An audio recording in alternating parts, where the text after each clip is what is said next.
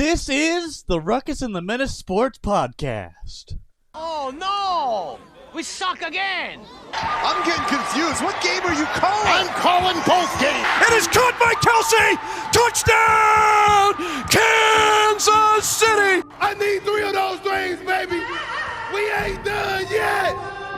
We ain't done yet. You like that? You like that? I like that.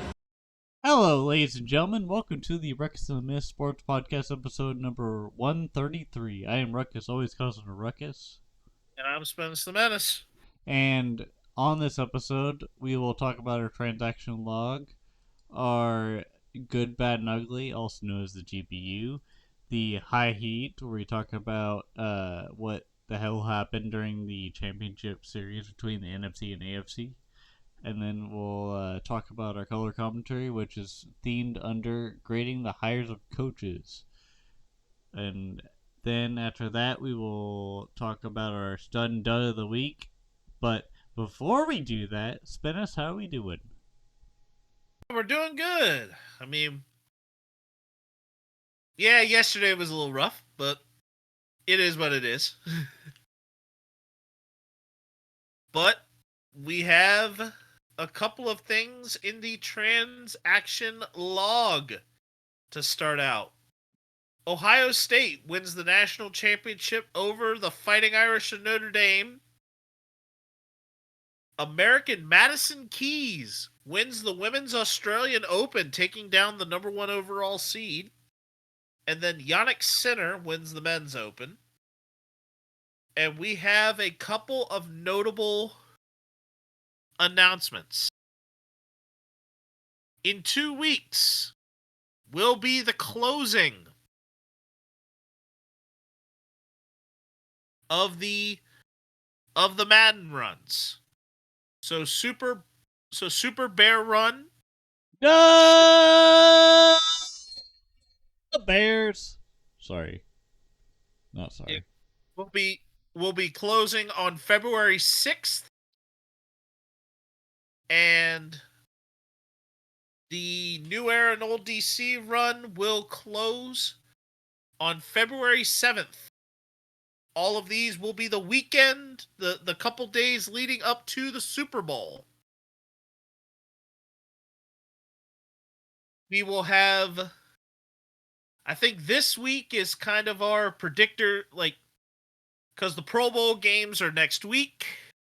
Yep. We really don't have anything for that. But next week, on next week's episode, we will officially have a Ruckus and the Menace style NFL honors segment. Yeah, where we will have number 1, the talk of all the major NFL honors. Then number 2, we will also have in this some extra NFL honors, which include some of the following: Breakout Player of the Year, Most Improved Player, a couple of not so great awards that I think we've yet to really name.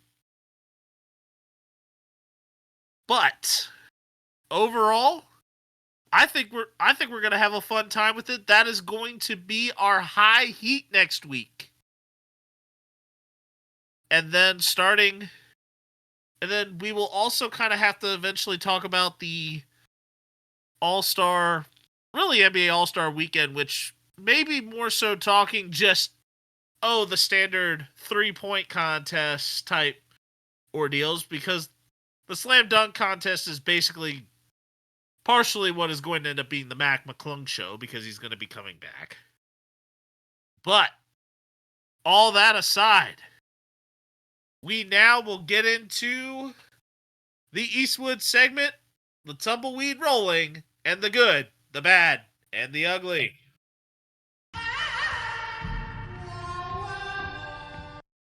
All right. What is our good this week, Mr. Spanish? Our good this week is none other than three players from really more so my era of baseball. Also mine too.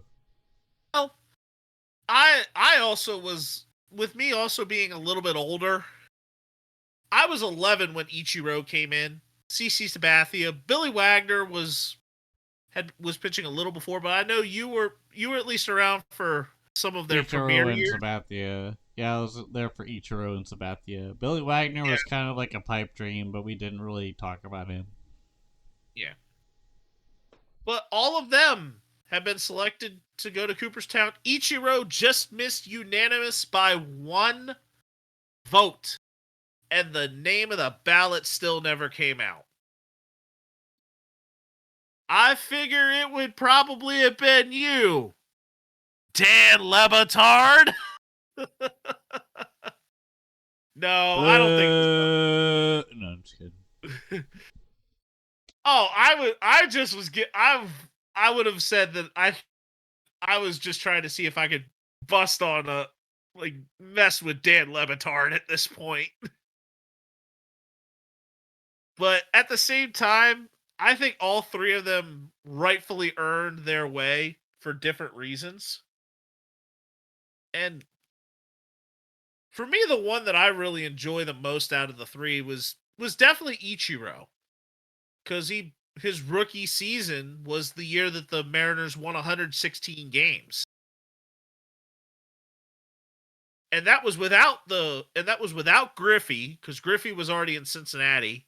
And I believe A-Rod might have been in Texas at that point. So I don't think the 2001 Mariners had A-Rod. Either way, Ichiro was such an iconic guy. I remember when David DeHages his first walk-off home run. It was off of Ichiro, and I remember being in the stands when it happened, and that was probably one of the best moments of my life. Besides seeing the ALCS, I believe Game 5 or 4. I think it was 5 against the Blue Jays in 2015. That was a sight to see. Anyways.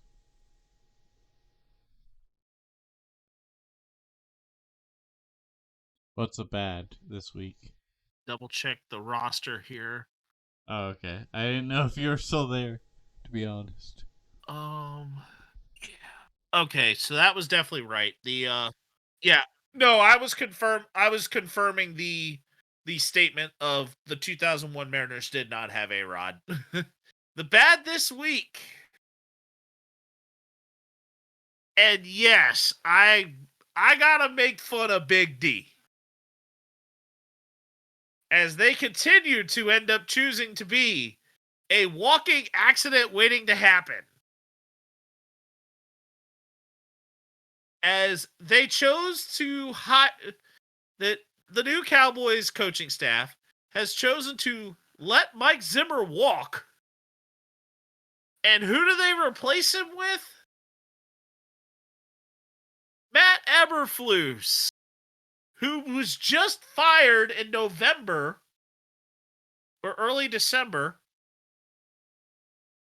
for completely screwing up time situations as the coach of the Bears. I think Jerry Jones needs to be swimming with the fishes at this point because, my God, he has been pretty bad. I feel like if he kept Mike Zimmer, it would have been better. And Matt Eberflus looks like a goddamn Scar character from The Lion King.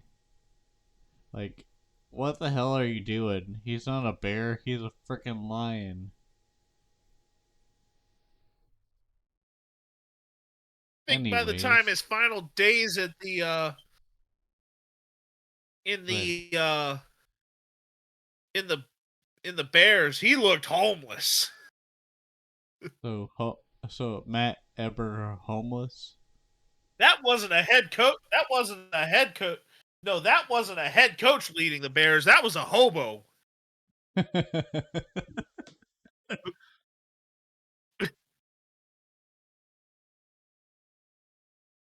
And what was downright ugly this week? All right, so what was ugly was Jimmy Butler and the Miami Heat saga continuing for much longer than what truly needs to be. Not sponsored by Truly Hard Seltzer, by the way. Huh. But what? But what is this? That is because I think the Miami Heat now are going to be looking for more of a deadline deal. But Jimmy Butler was previously suspended 7 games for conduct detrimental to a team following saying, "Hey, I have no joy in playing for the Miami Heat. I want out." Skips a team flight. Suspended for 2 more games. The suspension for Jimmy Butler is now indefinite as he walked out of practice. It's like, is it bad that I'm going to say this? It's like 2005 Team Obliterator all over again.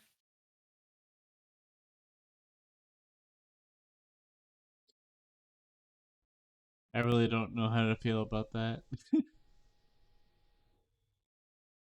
Um, Terrell Owens in 2005 involving the Philadelphia Eagles, Yeah, where ultimately during training camp he was holding out and doing sit-ups in his front yard. that sounds accurate. But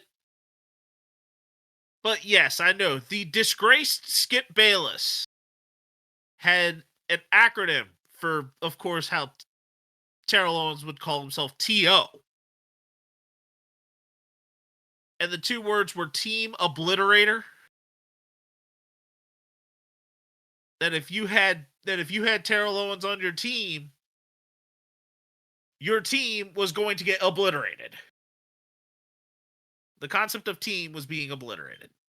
Yep. This is what I think Jimmy Butler is doing right now. Is that he has basically become an obliterator to the Miami Heat. And he's got preferred destinations. He really wants to be a Phoenix Sun. So honestly, at this point, unless your deal in Phoenix would likely have Bradley Beal in it, because I figure that Bradley Beal could potentially say, "Hey, I could get out of Phoenix." Mm-hmm. Bradley Beal, if you're wanting to ship Jimmy Butler to the desert, Bradley Beal, if you're Phoenix, has to be your starting point. Because I think Bradley Beal could thrive in South Beach. I do approve of that statement. Yep. But we now will go into the high heat for the next segment here in talking about now and then there were 2. The Super Bowl matchup has been made. And the first game and the first team that will find representation, the Philadelphia Eagles, defeating, yes, my Washington Commanders, 55-23. The question here is that Ryan Clark has said that Jalen Hurts has answered critics about the Eagles' passing game in this past game. Is there truth to this? Or is this game showing more of just how balanced the Philly offense is?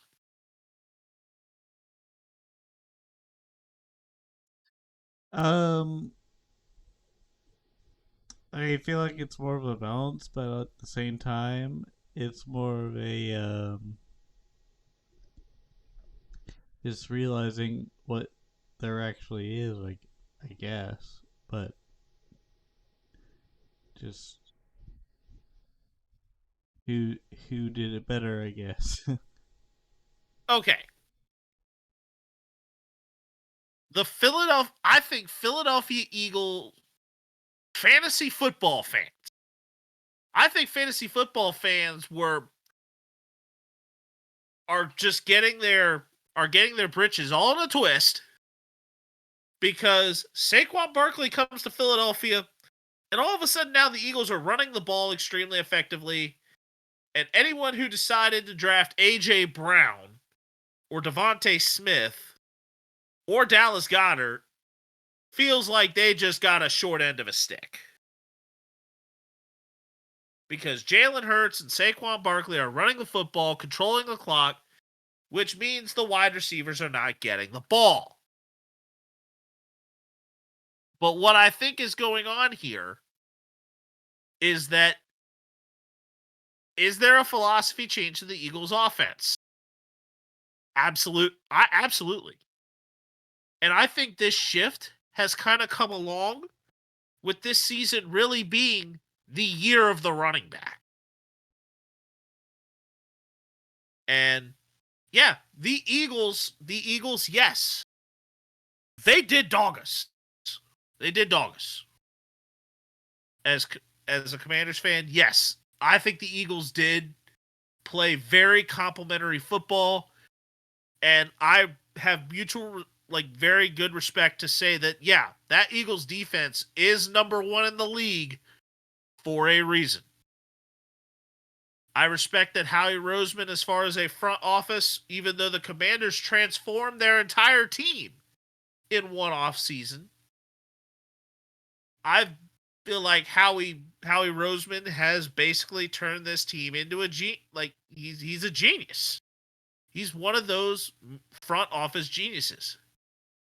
He basically got Saquon Barkley for highway robbery, pretty much. And at that point, it's like putting a supercharger into a well-oiled machine. And yes, I did just describe Saquon Barkley as a supercharger. But yes, what are you going to do as far as having a supercharger in an already well-oiled machine? Dadgummit, use it! Yep. Especially because of that. Yes. Yeah, Lamar Jackson, and the Ravens basically had this.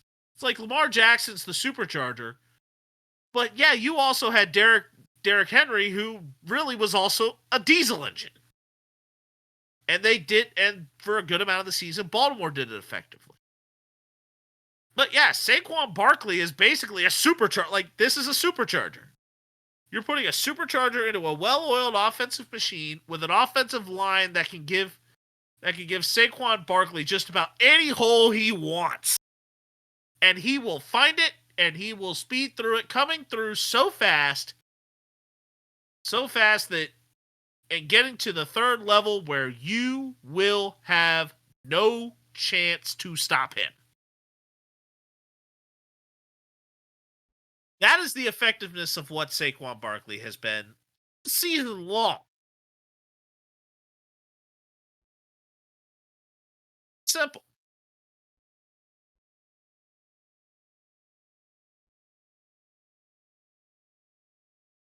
And then the second game.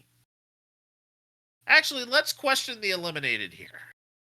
Go for it. For this same game. And this is for the Washington Commanders. Success was found this season as the Commanders got further than where many fans, yes, myself included, thought we would get. How can the Commanders continue to make this degree of success sustainable for more than just this season? And it's basically, how can we prevent this season from being a one-hit wonder?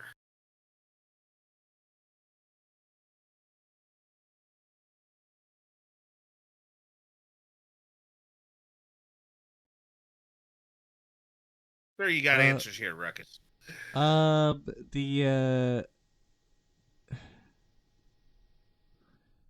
the one hit wonder thing is definitely a hard thing to figure out, but it also comes down to just sticking to your guns, but also not to the point where it just taints everything, and then it doesn't seem as important.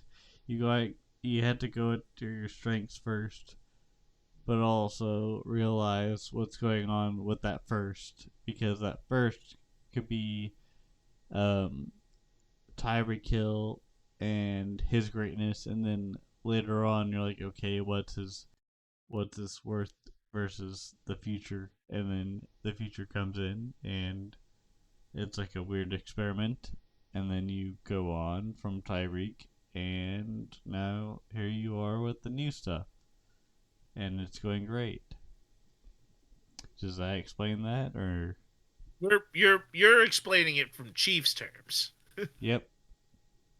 But I think that what Washington has to do,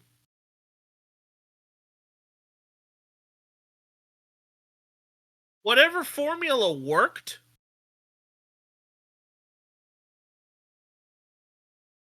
figure out a way to just kind of pick up where you leave off. Jaden Daniels has shown that the sky is the limit for him, but you definitely want to set him up for success. Re-signing Zach Ertz, especially because he wants to come back, even though he will cost probably a little bit more, is an imperative. That is an imperative. Ertz has felt great in this offense. Let him get another year of mentoring a player like a John Bates or a Ben Sinnott, and you've got yourself a great run there. Yep. Bobby Wagner,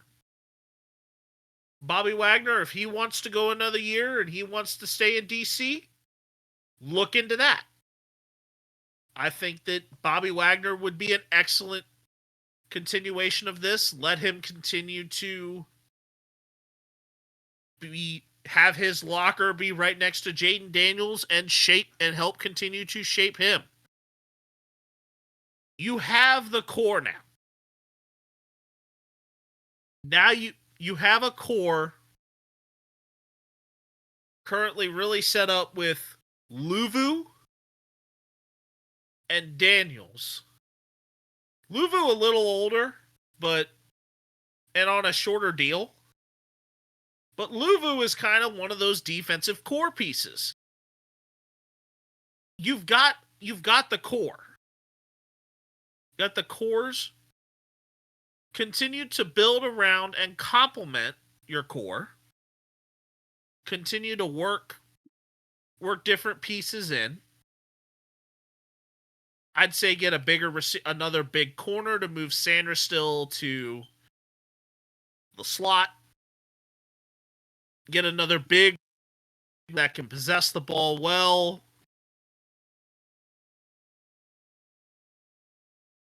And I think even Peters can.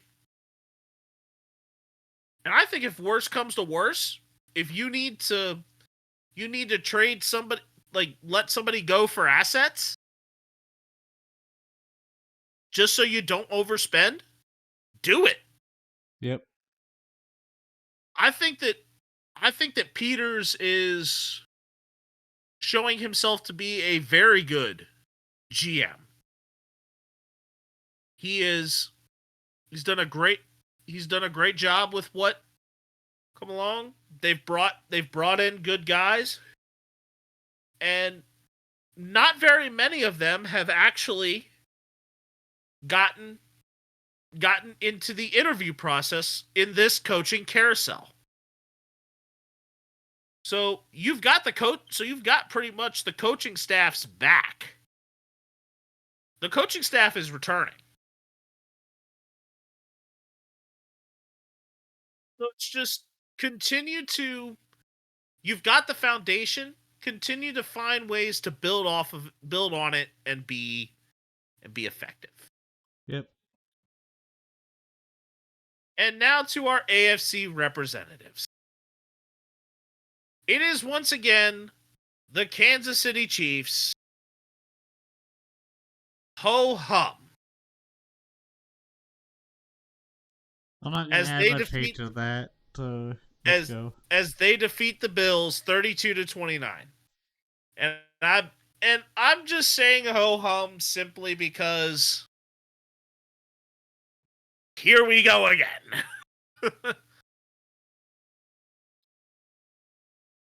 And the question really now is, what will be the most crucial piece for the Chiefs to get right in order to complete the three-peat against the Eagles?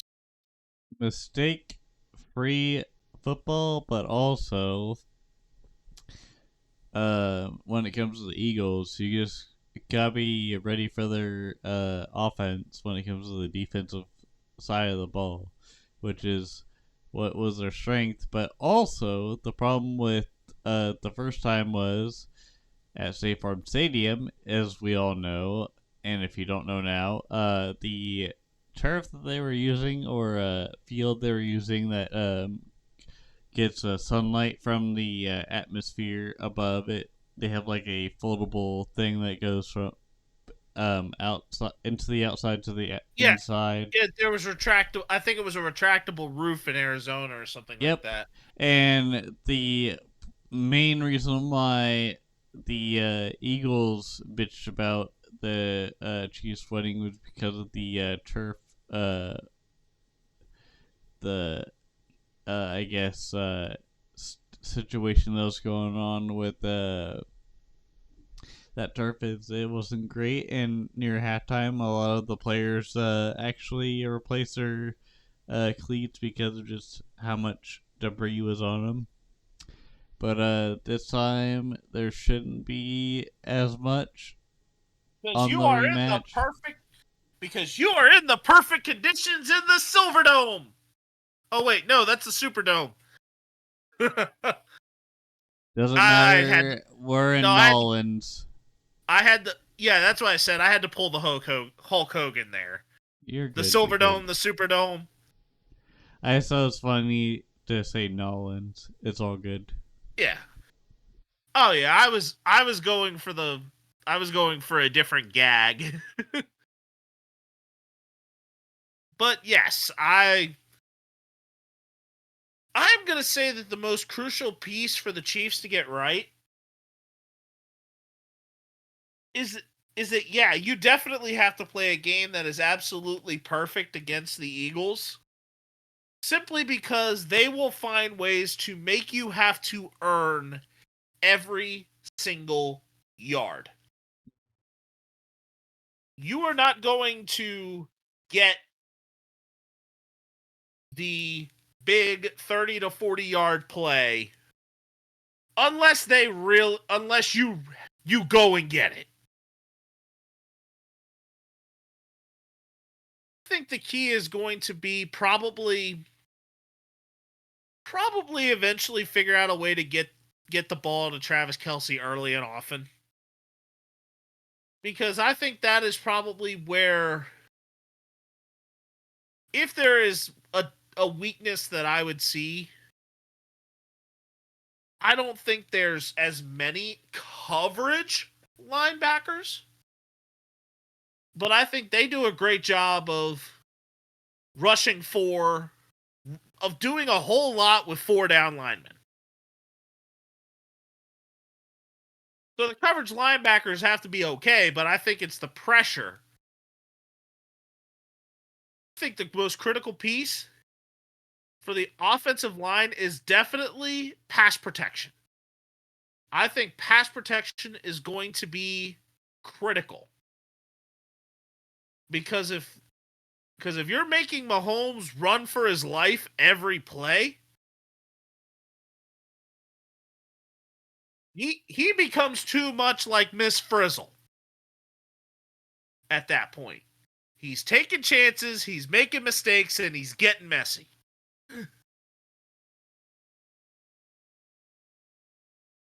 So the most critical part for the Chiefs is having the offensive linemen have an ability to pass protect.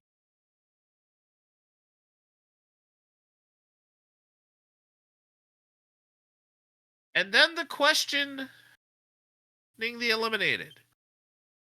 The question will be, will Josh Allen find his way to a Super Bowl before the prime years of his career begin to pass further and further by? As Josh Allen is only 28.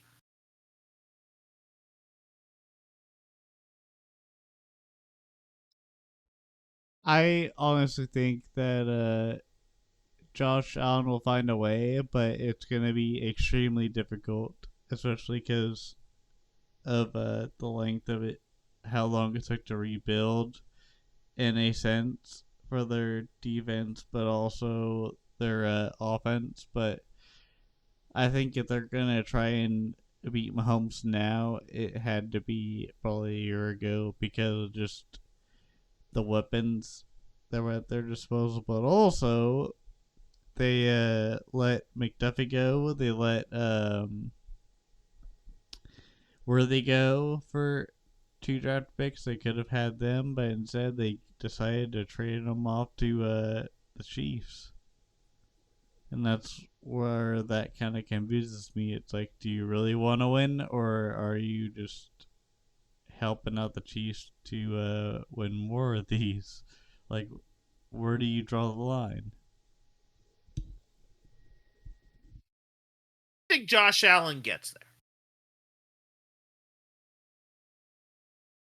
And the Chiefs, or I will say this, the Bills were in prime position. But I think that in order for Josh Allen to get there, home field has to be at Orchard Park. And then we beat them, though. But also I am going to say this. I think in order for Josh Allen to get there, an outside force would have to knock the Chiefs out of the way, or the Chiefs have to play themselves out of it. Which, yes, as much as you don't like me saying it, this season, the Chiefs have ran themselves into vulnerabilities where that is something they have been known to do. Is to eventually find ways to eventually play themselves out of winning a game, and all of a sudden something happens out of nowhere where they end up winning it.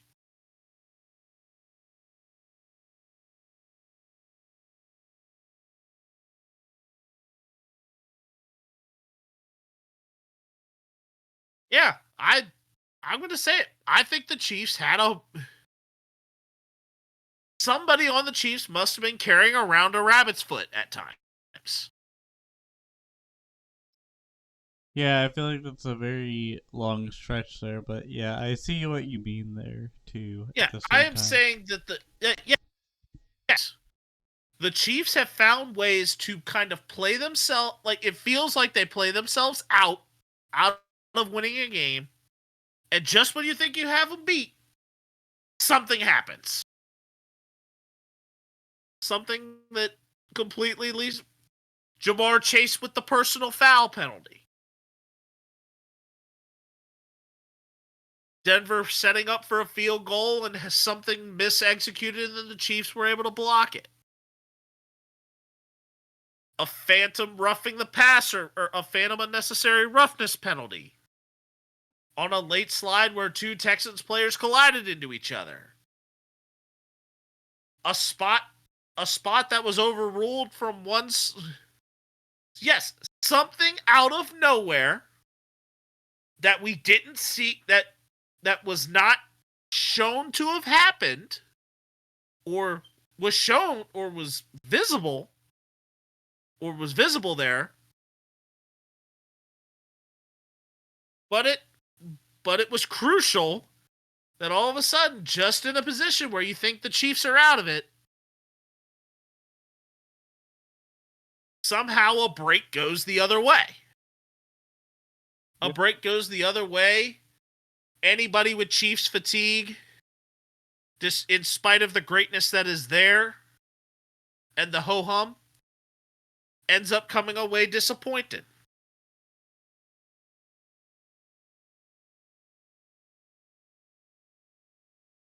I am not.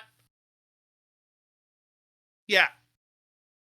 It's like as if the Chiefs right now are becoming Thanos with all six stones in the Infinity Gauntlet. At least, Which because seems figuratively, it seems like they just need to win this next one, and then they have the, in a sense, the generalization of, okay, we're the best team there is, and if you can beat us, prove it. After they get a three-peat. Yeah, but I am saying that a lot of things got affected this season, all because I think some stones of the Infinity Gauntlet were collected along the way. Agreed. So, yeah, I think that Josh Allen finds a way, but it's going to take it's going to take the Chiefs finding some way to play in a way that ends up with them stepping aside. Someone else on the other side is going to have to affect it while Josh Allen is on the other side of the bracket. Could it be Lamar? Maybe. Could it be Burrow? It's happened. Burrow's done it multiple times. Could it be CJ Stroud? A chance was there. An opportunity was there. Josh Allen would have the capability also to do it himself if he needed to. It's just but this season it just happened to be that them's the breaks.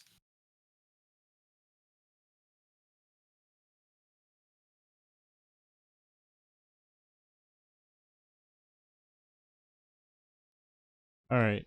And now we can move on to the color commentary, where now we have every coach but the Saints has been hired.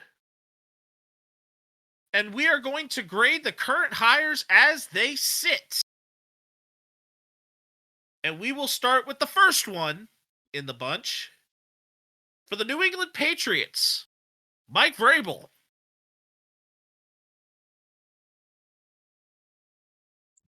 I think it was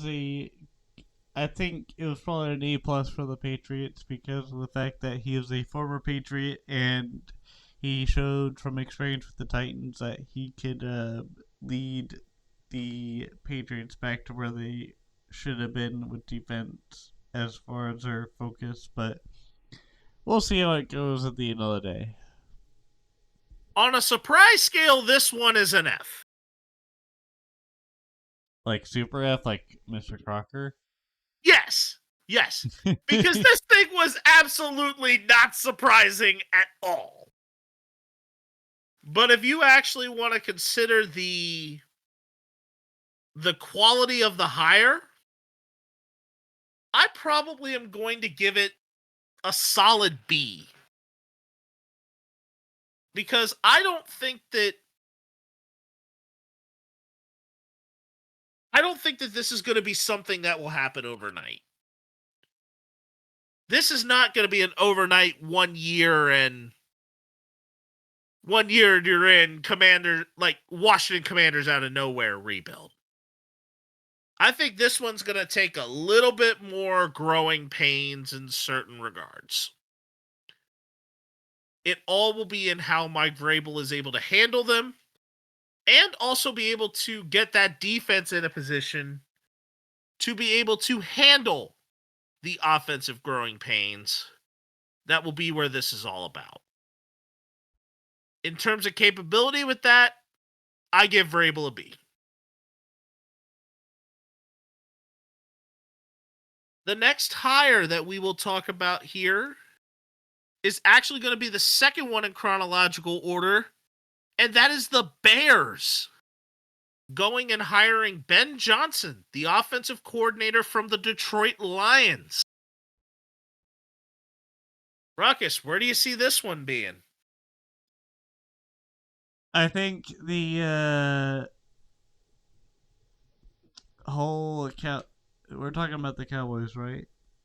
No, this is the Bears. Okay, so Ben Johnson being a offensive coordinator, or not really offensive coordinator, but head coach, I feel like it could be a shock to the system for the Bears, but at the same time, it could be a confusion because they've had a lot of confusion with Eberflus and whatnot, and it could be bad, but who knows? Ben Johnson could turn her around for the Lions. He definitely helped the offensive coordinating for the Detroit Lions, but it does suck that he had to leave to go to the dark side of the Chicago Bears. Well, what's your letter grade here, Ruckus? Um, B minus.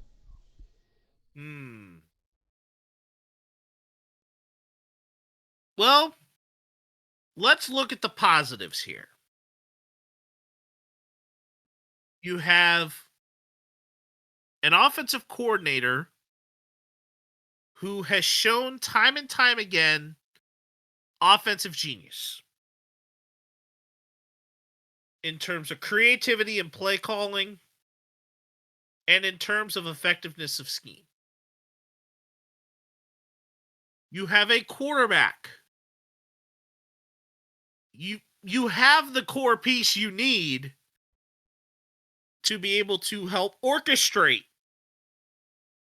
the weaponry of that is your offense. And you have a few quality players in terms of that to go to for things. You have a second-year wide receiver in Roma Dunzi. You've got a dynamic number one in DJ Moore. You have an aging number two in Keenan Allen that if you can keep him healthy, he will be extremely effective for you. You have a running back that you can kind of do a few different things. You've got a running back combination that has a combination of speed and power with DeAndre Swift and Roshan Johnson. You've got the pieces. And you even have a tight end that can catch balls a little bit in Cole Kmet. So offensively, minus maybe improving a piece here, getting a little bit more there, you're fine. It's more so going to matter on the other side of the ball as to who Ben Johnson brings in as a defensive coordinator, who's got the schemes to be able to say, hey, I'm going to build this thing the way I need to be able to make this Bears defense work, get Tyreek Stevenson to stop yapping and start focusing, and play high-level football. I think the potential, especially for Ben Johnson and that offense to kind of see some improvement there, I think is high. But yes, I think I'm in agreement with you on a B minus, just because there's a little bit of nerves when it comes to the defensive side of the ball. Agreed. The next hire we will talk about is the Jets in hiring Aaron Glenn, the defensive coordinator from the Detroit Lions, to be the head coach of Gang Green. Ruckus, Honestly, great this hire. I think this is a D minus because who the hell else are you gonna get to help hire for the coordinator job and other jobs? Like, if Robert Sala couldn't get it done with what he thought could have been it, he could have probably siphoned off the 49ers. You never know, but obviously whatever happened didn't happen well, and Nathaniel Hackett being a part of that probably didn't help either. Philosophical difference between what Robert Sala was bringing and what Aaron Glenn is going to bring to the table. You have a DB. You have a DB there. Okay. You can bring defensive coordinators that can kind of be effective for it because you know your guys.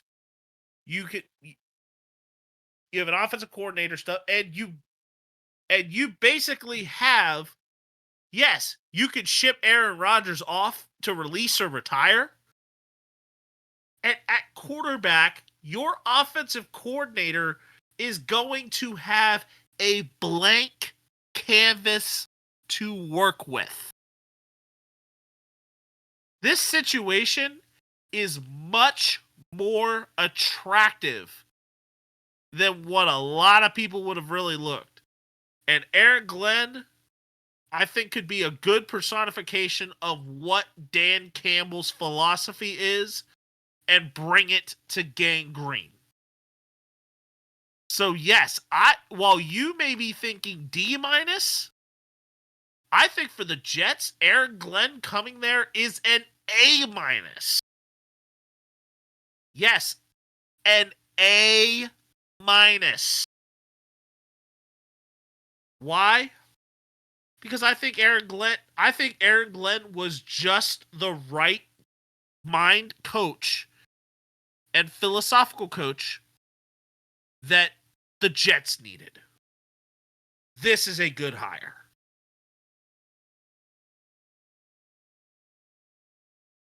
The next one on the timeline will be the Jaguars and Liam Cohen. This is the second straight year that the Tampa Bay Buccaneers will have to change offers. And Ruckus, where are we grading this? All right, so the grading for the Liam Cohen. Cowboys, Liam Cohen. No, this is Duval. We're talking about Duval here. So the weird thing about Liam Cohen was he was originally going to the Buccaneers, and then after that he was like, you know what?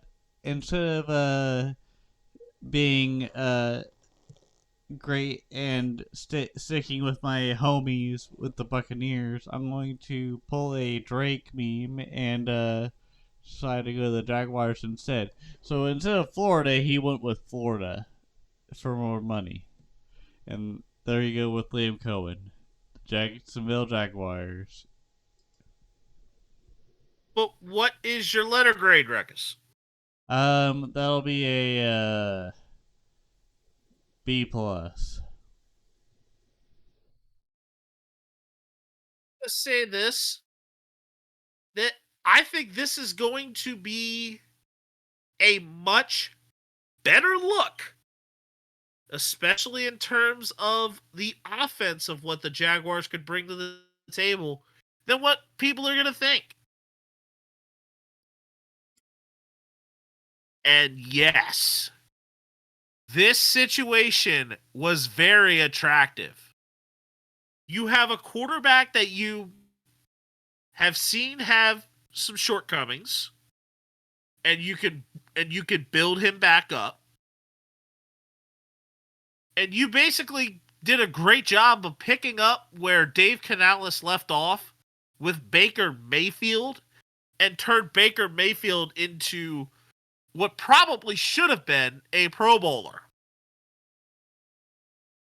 However, with all that aside, look at the weapon list that Cohen is going to start with right from the rip.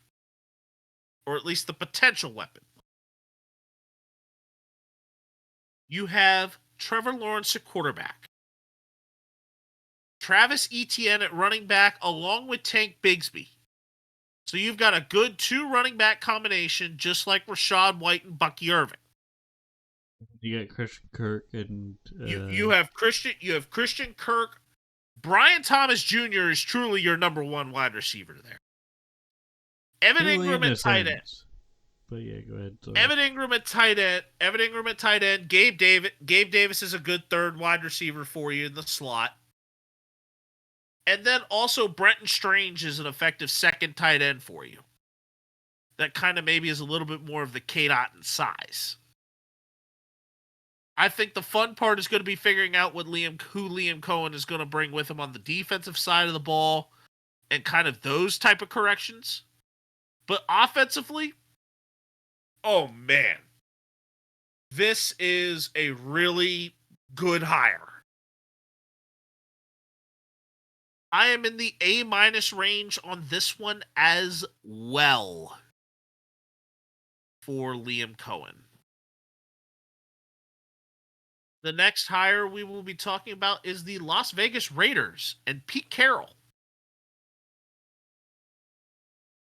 I feel like this Pete Carroll hire for the Raiders was more of a locale than anything, because I don't know what's worse, not having Antonio Pierce or having Pete Carroll, because Pete Carroll is going to probably screw a lot of things up, whereas at least with the Antonio Brown stuff, I feel like he could have been a better defensive coordinator, and then you could have had Pete Carroll be the offensive coordinator guy to help, but instead you're just like, well, we're just gonna draw it out of a hat and just see what happens. I love how you're turning a disgraced wide receiver into a defensive coordinator. Sure. You said Antonio Brown. You meant to say Antonio Pierce. I thought I said Antonio Pierce, but anyways. You said Antonio Brown. Anyways, sorry. Also, not sorry, but also a little bit sorry. Anyways, let's keep going. What's your letter grade on this, Ruckus? What's my letter grade? Yeah, the letter grade on the hire.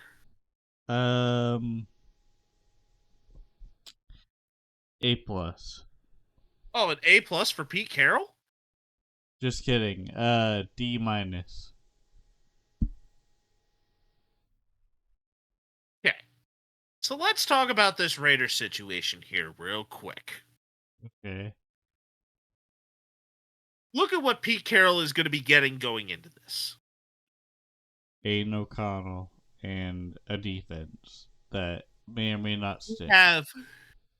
You have a blank and what am I going to consider a young quarterback at this point for the Raiders at this point, even though he's only even though he's a 3-year vet? A blank slate. Because chances are the front office is going to probably draft one. The Raiders are high enough up the draft board that they could start looking. There is a virtual blank slate. Or Pete Carroll could go into free agency and have the front office bring a guy that he has a liking to in free agency. Running back. That's basically a blank slate. Wide receiver, like the problem is the offensive side of what Pete Carroll has is a very, very raw blank slate with Brock Bowers being a bright spot. Mm-hmm. Defensively, you've got Max Crosby there and a couple of not so vital pieces here and there. But overall, It is a rather blank and open canvas. Sometimes when the canvas is a little more open, creativity in lineups that you can eventually bring around, the possibilities are a little more open. Pete Carroll has a track record of winning. And where am I going to sit with this? I am actually going to... I'm going to give it just a straight up B. I'm going to give it a straight up B just simply because Pete Carroll is sitting there like Tom Petty in the Great Wide Open and just has a blank spit, like a lot of blank slate to work with. It's like having an open floor plan.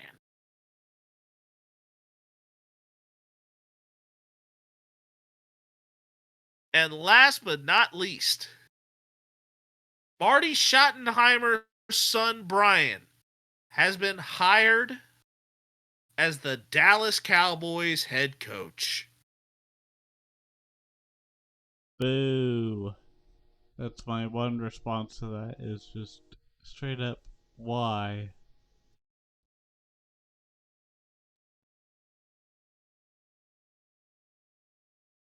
I I was very perplexed a little bit because I'm like, if Jerry Jones is wanting to continue meddling with the team, like Kellen Moore would have been a fun choice for him too. Mm-hmm. But you promoted from within with a coach that, yeah, his father Marty has had success in the NFL to a degree.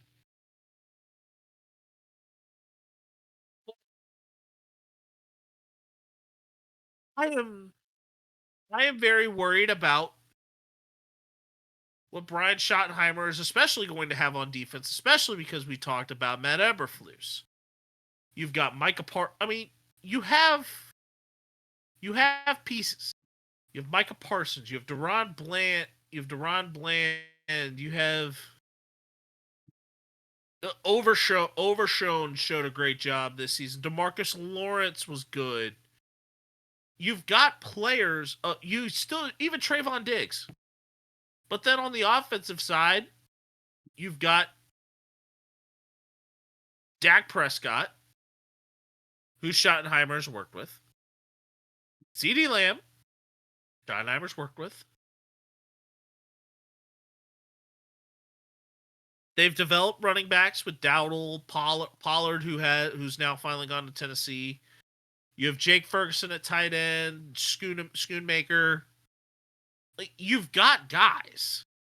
I just am in a very doubtful state of this offense coming together in the way that Brian Schottenheimer will want it. And I am personally going to give this a C- for that reason.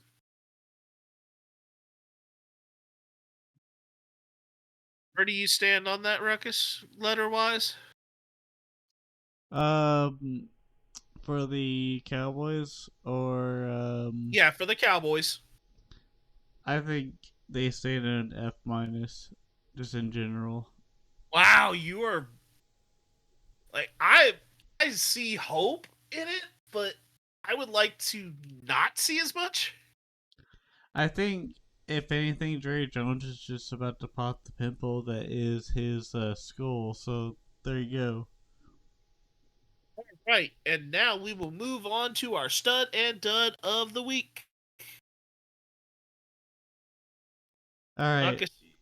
My stud of the week is the Chiefs defense in key situations, as they definitely came in clutch on those fourth downs, and also just making sure that Josh Allen overthrew his receivers, even though he could have totally just, run over them.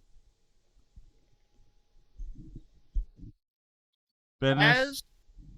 As for me, my stud this week goes to Senior Bowl Executive Director Jim Nagy for announcing that all Senior Bowl participants will wear a Tiger Striped 7 as a decal on the back of their helmets for late Princeton junior wide receiver Tiger Beck, who was killed during the New Year's Day attack on New Orleans. Some of the players included were also Tiger's senior brother Jack, who was a receiver for TCU. And what will Jack also do? He will also change his number for that game from 18 to 7 for the game. And this, to me, it's like, okay, I love the major respect. Actually, that Tiger Beck was 20, who was 27 at the time of his death and was one of 14 people killed when a truck was driven through a crowd of people amid New Year's celebrations on Bourbon Street in New Orleans.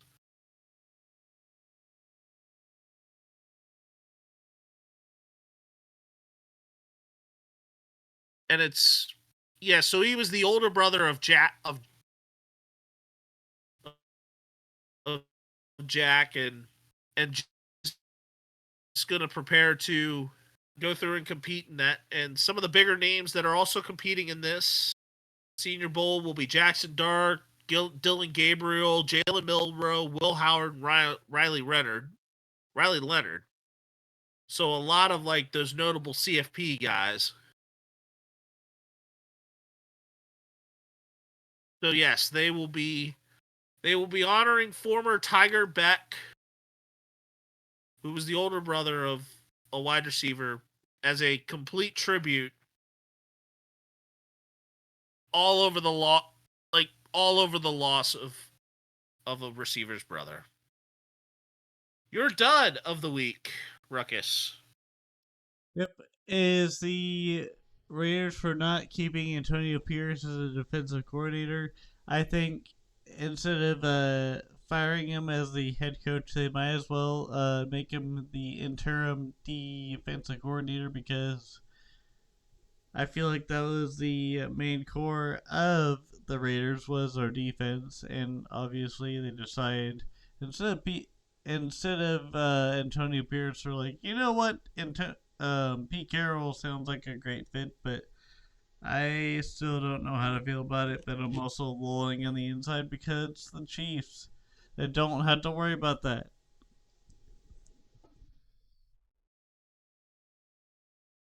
All right, dud this week goes to former Colorado quarterback and potential first-round pick Shedeur Sanders for not practicing or showcasing anything at the East-West Shrine game, even though he was selected to be a part of it. He also is contemplating not throwing at the NFL Combine. Okay.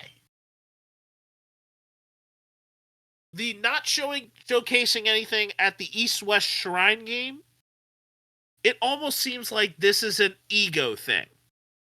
That Shedeur has basically said that, oh, we'll let my work speak for itself.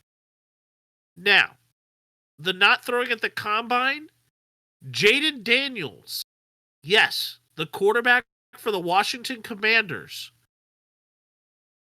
also opted to not throw at the Combine. But I think Jaden's reason, or at least for my opinion on it, that I think Jaden's reason for not throwing at the Combine was a little more justified, in the sense of he wanted to wait till the pro day so that other receivers from LSU could get exposure to potentially raise draft stocks for other LSU wide receivers. Other than obviously just the Malik Neighbors and Malik Neighbors and Brian Thomas Jr. It's give some of these other LSU receivers who will eventually, within the next couple of years, jump up into that receiving opportunity in NFL Combine type thing on the pro day to be able to get exposed, get a look and see what NFL scouts are thinking of their ability. I personally think that Jaden Daniels was not being selfish. He was being selfish in not throwing at the combine, but he had also told NFL teams, "Hey, I'm going to throw at the pro day. I'm going to throw at the pro day, but I am also trying to put on other people other than just myself." I think Shador is all ego. Because his brother Shiloh, I think, is planning on playing in the East-West Shrine game. Shiloh is playing, while Shador is saying, "Hey, I'm not going to practice or play." It just looks like an ego issue that could set about. Just because he's like, "Oh, I'm already there." No, you're not. You're a potential first-round pick, and we know you're putting in the work. But I don't even think Shador is going to be good enough in the NFL. I don't think I don't think that a whole bunch of teams are going to really find him as a good fit. He's handled like, and especially because I think that there's a lot more hype and there's a lot more noise, outside noise, than what Shador is just bringing to the table when you pick him up. Yep. Or when you choose to draft him, just because you know his father is prime time. Neon Deion Sanders.